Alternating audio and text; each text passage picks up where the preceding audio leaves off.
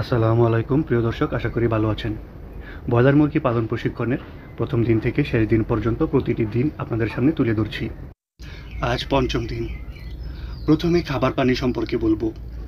প্রথমে আমরা খাবার দিয়ে নিব, আর পানির ব্যাপারে বলবো। পানিটা হবে ঔষধ মিশ্রিত পানি। কী ঔষধ দিব সেটা বলে দিচ্ছি। তৃতীয় দিনে যে ঔষধ দিয়েছিলাম, প্রতিদিন একই ঔষধ। আজ পঞ্চম দিন, আজ তৃতীয় দিনের মতো ঔষধ মিশ্রিত পানি চলবে। আমরা কী ঔষধ দিয়েছিলাম সেটা আবার বলছি। একটি হচ্ছে থায়ামিক্স। তাছাড়া বোর্ডিংটা আগের চেয়ে সামান্য একটু বড় করা হয়েছে। চাইলে আপনারা পানির পট এবং খাবার পট একটি করে বাড়িয়ে দিতে পারেন। আগামীকাল পাত্র চেঞ্জ হবে। প্রিয় দর্শক, আপনারা দেখতে পাচ্ছেন বাহিরে বৃষ্টি হচ্ছে। কিছুদিন যাবৎ বৃষ্টি হচ্ছে। আষাঢ় শ্রাবণ 2 মাস বর্ষাকাল আমরা জানি, এবং বর্ষাকালে মুরগির রোগবালাইয়ের পরিমাণও বেশি। লিটার স্যাঁতসেঁতে এবং ভিজে যাওয়ার কারণে অ্যামোনিয়া গ্যাস বেশি উৎপাদন হয়, যার থেকে মুরগির ঠান্ডা, আমাশয় এবং রক্ত আমাশয় রোগের তৈরি হয়। এটা নিয়ে একটা ভিডিও আপনাদের সামনে নিয়ে আসব। সেই ভিডিওটি পাওয়ার জন্য আমাদের সাথে থাকুন, চ্যানেলটি সাবস্ক্রাইব করুন। এখন আপনাদেরকে যেটা বলেছিলাম ওষুধের ব্যাপারে কথা বলবো। থায়ামিক্স আপনারা দেখতেই পাচ্ছেন, ভিটামিন B1, B2, B6। এটা খাওয়ানো হয় কেন? এটা খাওয়ানো হয় কেন এর বিবরণও লেখা আছে। তারপর আমি বলে দিই, মুরগির পা মোটা হওয়ার জন্য, মুরগি যেন পঙ্গু না হয়, প্যারালাইসিস না হয়, এই জন্য এটা খাওয়ানো হয়। এখানে আপনারা ইংরেজিতে লেখাগুলো দেখতে পাচ্ছেন, কোনটি কত গ্রাম করে রয়েছে। এই জন্য এটা খাওয়ানো হয়।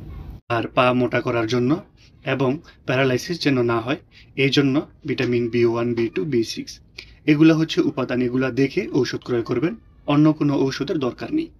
ঔষধ যত কম ইউজ করবেন, যত কম খাওয়াবেন, তত স্বাস্থ্যের পক্ষে ভালো। এদিকে এই খামারটিতেও আজকে পঞ্চম দিনের বোর্ডিং চলছে। খামারটির স্বত্বাধিকারী মোহাম্মদ ইমাম হোসাইন। এই খামারটি রোলার বিশিষ্ট 3 তলা খাঁচার খামার। আপনাদেরকে যতটুকু সম্ভব সব ধরনের বোর্ডিং দেখানোর চেষ্টা করছি। লিটারে বোর্ডিং দেখিয়েছি, এছাড়াও নেটের উপরে, কন্ট্রোল শেডে। এখন আপনাদেরকে 3 তলা রোলার বিশিষ্ট খাঁচায় মুরগি পালন এবং বোর্ডিং দেখাচ্ছি। নিত্য নতুন আধুনিক এবং অন্যরকম আনকমন সব ভিডিও পেতে আমাদের চ্যানেলটি সাবস্ক্রাইব করে আমাদের সাথে থাকুন। এখন আসুন একে একে এই খামারের ইনফরমেশনগুলো আপনাদেরকে দেওয়া যাক। এখানে মোট 2560 পিস বাচ্চার ব্রুডিং করা হয়েছে। পঞ্চম দিন আজকে রানিং রয়েছে, যেখানে মাত্র 10 পিস বাচ্চা এ পর্যন্ত মারা গেছে। কোন কোন কোম্পানির বাচ্চা নেওয়া হয়েছে সেটি আপনাদেরকে বলে দিচ্ছি। এখানে প্যারাগন কোম্পানির ইপি এবং নাহার কোম্পানির রস, এই 2 কোম্পানির বাচ্চাই এখানে নেওয়া হয়েছে। বেসিক ধারণা দেওয়ার পর এবার আপনাদেরকে কিছু ক্রিয়েটিভ ইনফরমেশন দিতে চাই। এখানে রোলার ঘোরানোর মাধ্যমে খুব সহজেই মুরগির বিষটা পরিষ্কার করা যায়।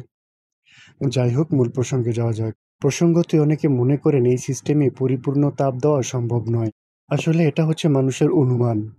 অনুমান নির্ভর মান্দাতার আমলের সেই পদ্ধতি বাদ দিয়ে আধুনিক পদ্ধতিতে মুরগি পালন করতে না পারলে এই সময় টিকে থাকা অসম্ভব। এখানে কতটুকু তাপমাত্রা রয়েছে তা থার্মোমিটারই নির্ধারণ করে দিবে।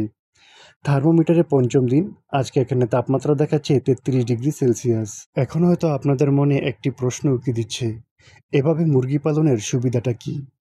এভাবে মুরগি পালনের 3টি মেইন সুবিধার কথা আপনাদের সামনে তুলে ধরব। তার মধ্যে প্রধান সুবিধাটা হচ্ছে লিটার খরচ বাঁচানো, অর্থাৎ ভুসির খরচ বাঁচানো। আর 2 নাম্বারটা হচ্ছে পরিশ্রম বাঁচানো। আর 3 নাম্বারটা হচ্ছে সবচেয়ে বড়, সেটি হচ্ছে অল্প জায়গায় বেশি মুরগি পালনের সুবিধা।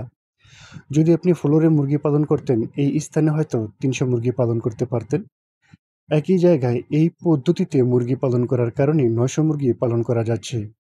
তবে এই সিস্টেমে মুরগি পালন করতে গেলে প্রথমে আপনাদেরকে এই সিস্টেমের উপরে অনেক ইনফরমেশন জানতে হবে। এই সিস্টেমের যেমন কতগুলো সুবিধা রয়েছে, তেমনি আবার অসুবিধাও রয়েছে। তবে যদি আপনি অসুবিধাগুলো জানতে পারেন, তাহলে সুবিধার ভাগীদারি হতে পারবেন। প্রিয় দর্শক, এবার আমাদের মূল খামার থেকে বিদায় নেওয়া যাক। যদি ভিডিওটি ভালো লাগে অবশ্যই আপনার ফেসবুক আইডিতে শেয়ার করে অন্যদেরকে দেখার সুযোগ করে দিন। আজ এ পর্যন্ত আমি দেলোয়ার হোসেন বিদায় নিচ্ছি। আল্লাহ হাফেজ।